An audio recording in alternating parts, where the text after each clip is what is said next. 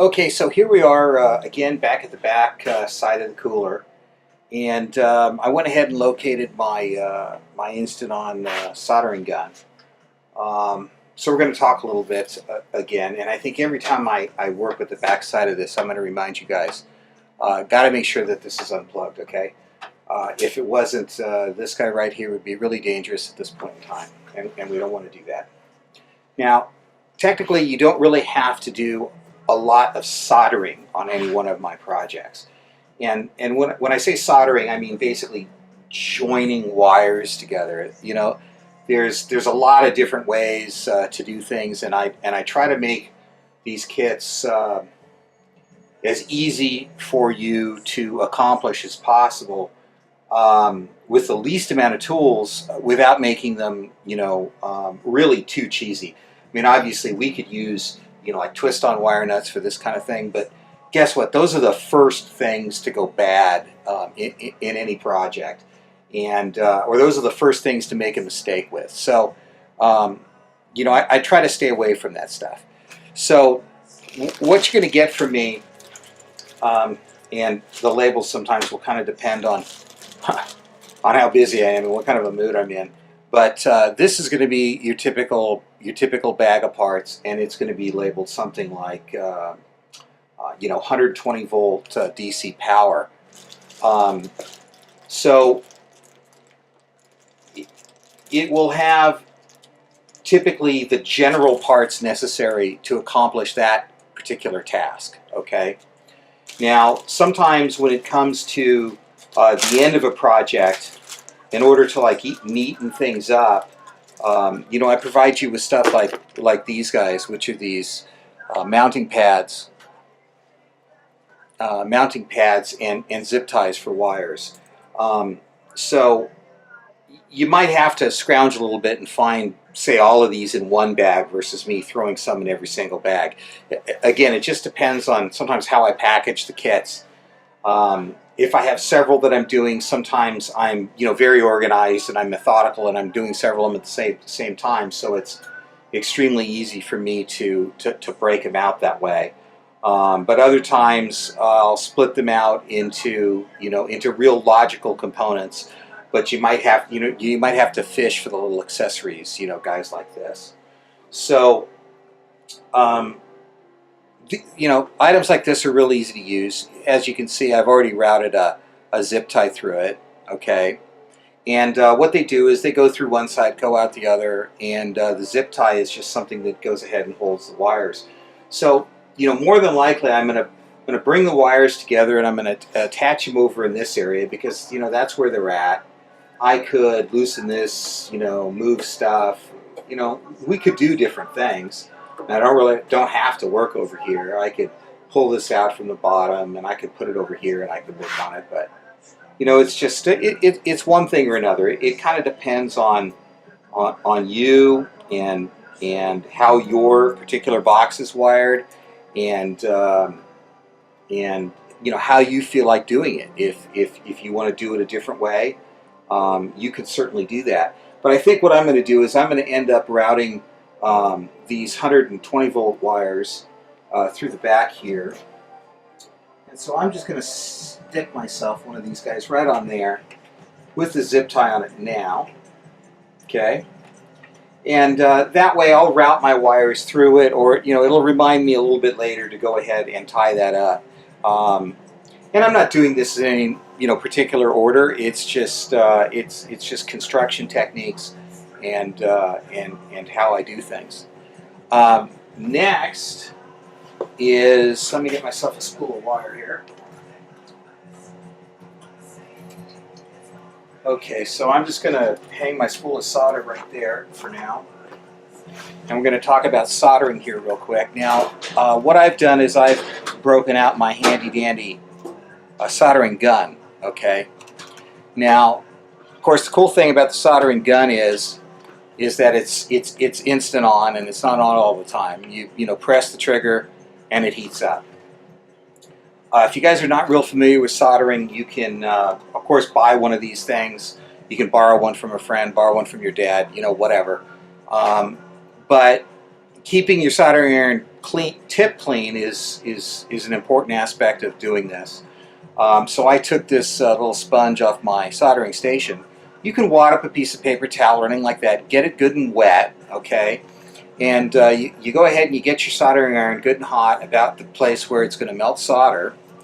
As a matter of fact, it's generally a good idea to tin it. In other words, get some solder, liquid solder on it.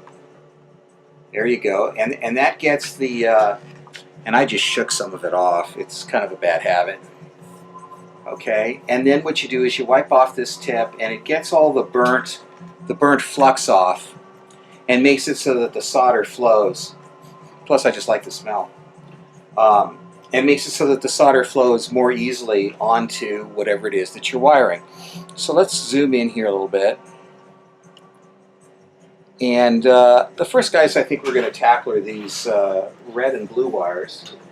So, you know, per the previous, if you watch the previous video, you basically make some contact with the wire and typically feed the solder onto the wire.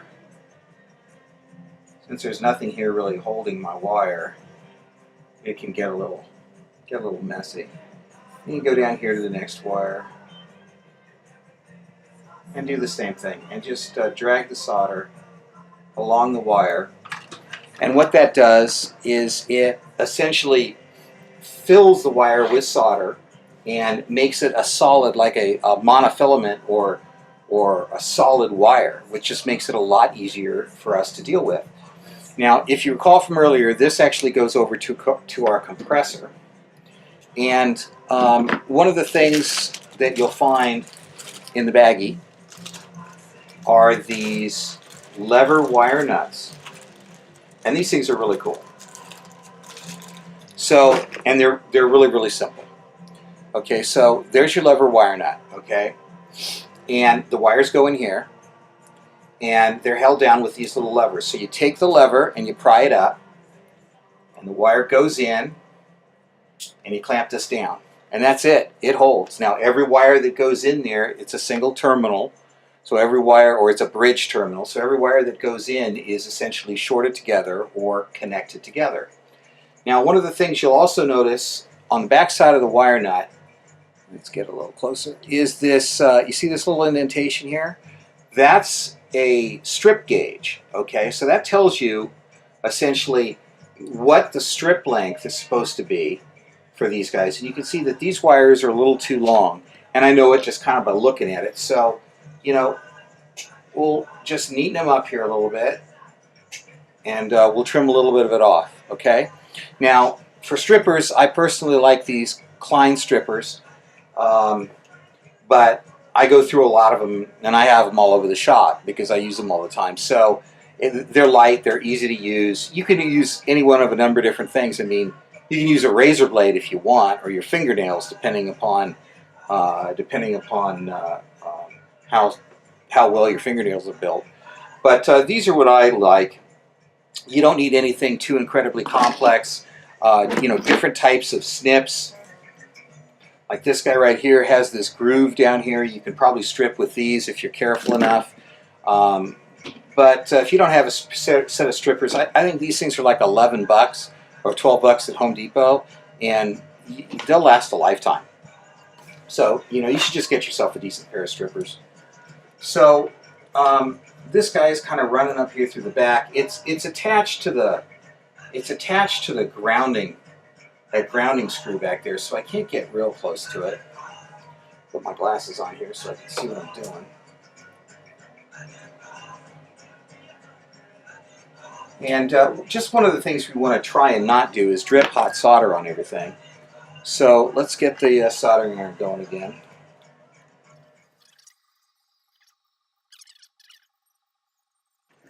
So that's that. Now those are tinned. What's next? These are the fan wires.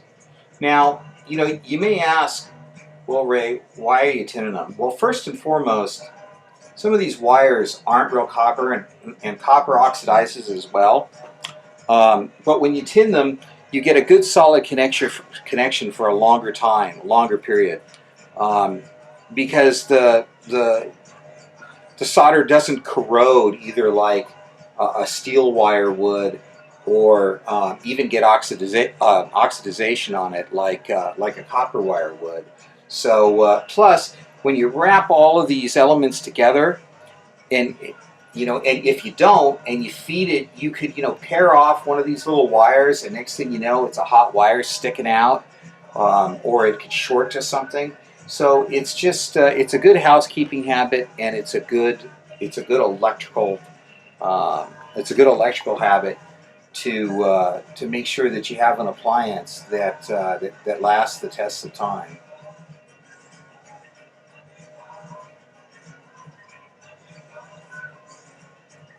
I guess maybe it's kind of a lost art. I don't see most things don't have wires tinned on them. I mean, certainly you saw I didn't cut these off. I opened them up, and of course the manufacturer didn't bother to take the time to tin the wires. But what the heck? They're they're making wine coolers, and you and I are making sophisticated humidors. So there's the difference. So I'm going to trim these both down to length 2, and I'm going to do the same here. Don't really want them too long. I just want them to go in and do what they need to do. Okay, so lesson number 1 here. The neutrals, all of the neutrals are going to bond together. Okay, so you're going to go ahead and you're going to take the 5 conductor lever nut. And for giggles, you can just go ahead and open them all up. Now I can tell you, if you put your thumb here like this, okay, and you flip this thing down like right at the end, whack, that stings. It sounds silly, but it does. Okay, so unless you want a good little sting, because these things have a really good little mousetrap here. Unless you want a good sting on the end of your finger, just keep them out of the way when you attach them down. So remember, this is the power plug now. Remember, okay, so you can maybe see that in here. It comes up from down here, goes here. That's the power plug. So we're just going to pick, say, terminal 1 at one end, and we're going to go ahead, and now that guy is essentially done. Okay. Now remember, the fan. Get these out of the way here. Let's pick up one of the zip ties from the kit.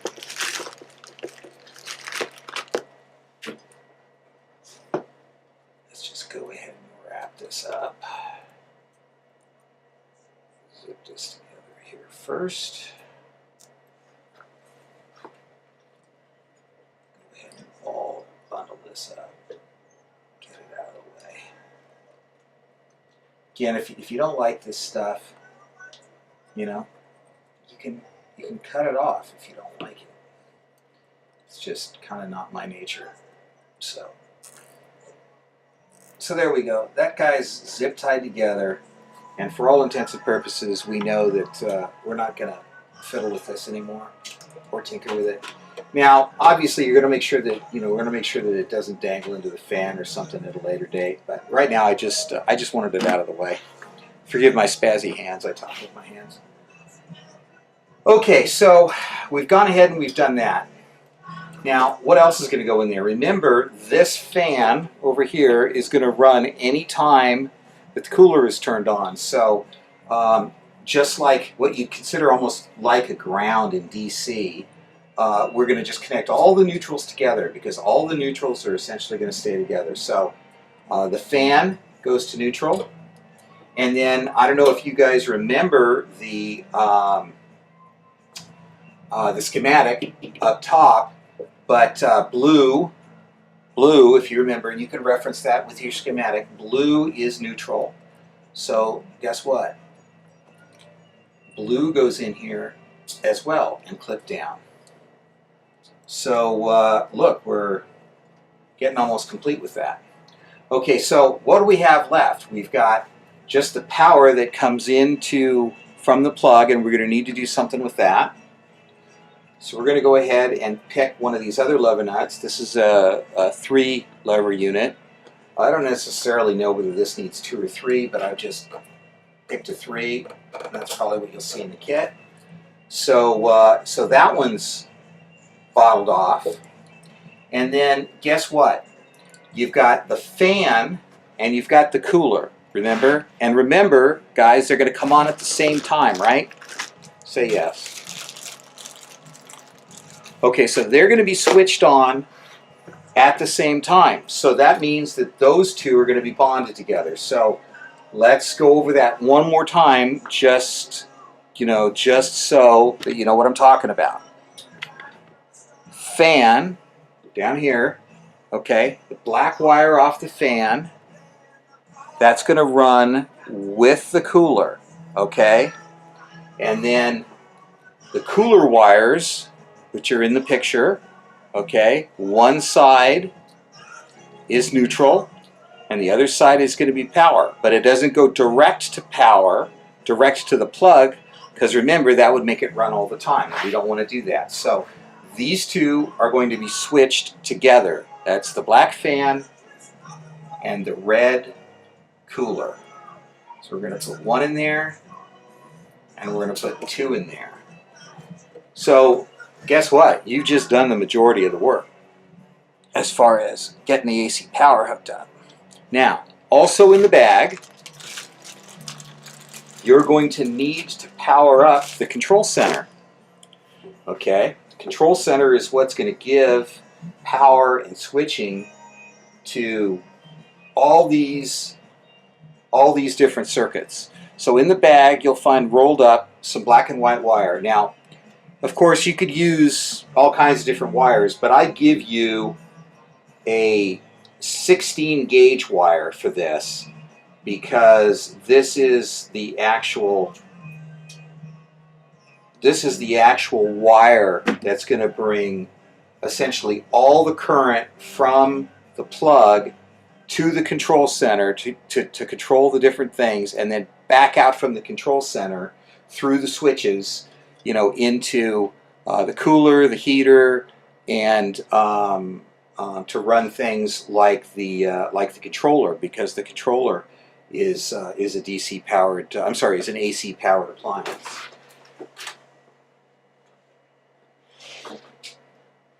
Now I use a bunch of little gimmicks. That's one of them, and it's just going to make my life a little bit easier as far as tinning wires. So if you have a little gadget like that, it certainly might help. I do a lot of soldering, so it's definitely handy to have a third hand.